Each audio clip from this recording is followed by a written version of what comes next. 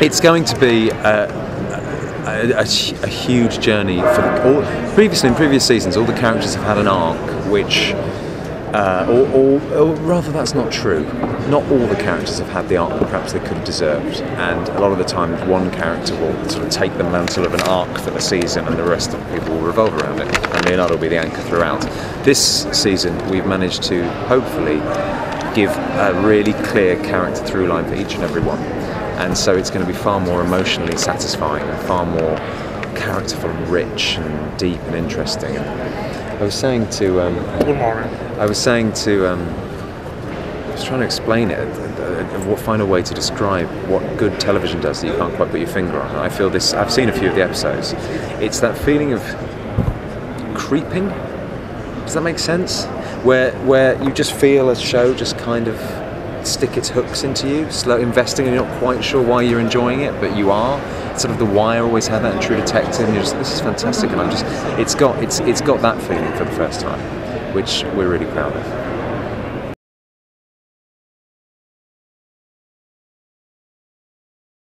Unprepared. I heard some fangirling going on down there. There was some screaming, which I'm not used to. Yeah, it was a lot of fun. It was a shame there was a microphone that didn't work, so I couldn't speak to anyone. It was all set up to go, and then no one could hear me. So there's only so many times people shouting, "The mic doesn't work!" from the back, and I just go, "I'm sorry, sorry, sorry." Be very British about it. It was great though. That's the best thing about Comic-Con, and to be honest, about the show for us, in that we work in a Ford factory off a motorway in the UK, and we don't see daylight. And to actually come out to a place like this and see that there are people out here who love it and are obsessed with it and know it inside out, it's the best thing. I love it. I love seeing the fan reaction.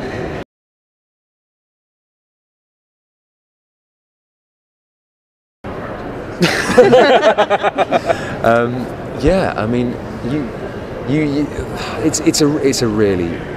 it's a double-edged sword, because it's an incredible...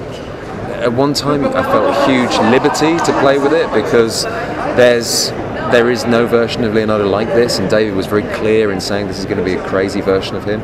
But at the same time, people have a very set image in their head of who Da Vinci is, whether that's correct or not. And without having done the research on him in his 20s and 30s, that version in their head is a man in his 60s who's incredibly sage and wise and philosophical, which isn't someone he became for many years. So it's been, yeah, trying to please both sides of that argument has been tricky.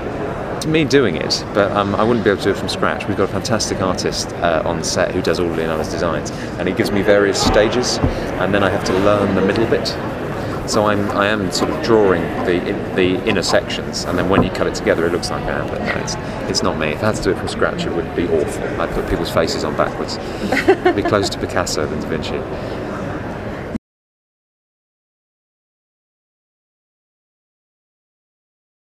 Yeah, how was that? It's the best. I've been a Doctor Who fan, Whovian, since I was a kid, since I was 8.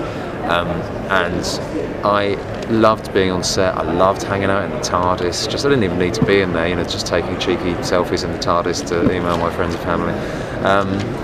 But really, what was a treat was seeing Peter begin to work out who his Doctor was, being very adamant of how he was going to approach the character differently, what he wanted to do, and how he wanted to give the character an arc and a journey. Very clear about, very careful with it, how he wanted to grow him over episodes and have him not sure who he was at the beginning. And it's all planned, and it's been beautiful seeing the reaction and seeing people warm up to him, because that is literally his design, and it's wonderful to see it working. But actually getting a chance to work with him, who I've always loved even before he was the Doctor, and Jenna, and wave the sonic screwdriver around, even though I wasn't supposed to. That was fun. They're very precious about them. There's the two of them, and if you break one, you're in trouble.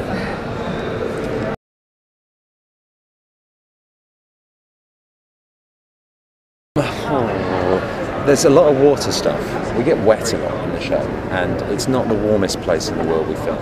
So it's pretending you're in Tuscany while you've got nipples that can cut glass and you can see your own breath while you're soaking wet. That's been the biggest challenge, and continues to be. I'm about to go back and do even more of that, so yeah, more challenges ahead of that ilk.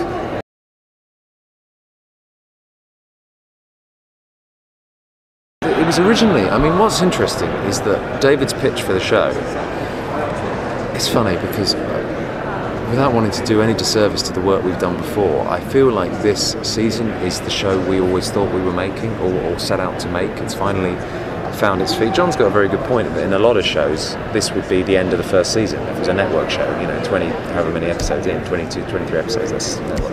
And it's finally found its feet and got what we wanted it to be, and that vision of what the show could be was what always attracted me, what always made me think like I want to be part of that show. And it's something David has set up, given the full arc to, and John's taken the reins of and let it fly. So yeah, being a part of what we've become.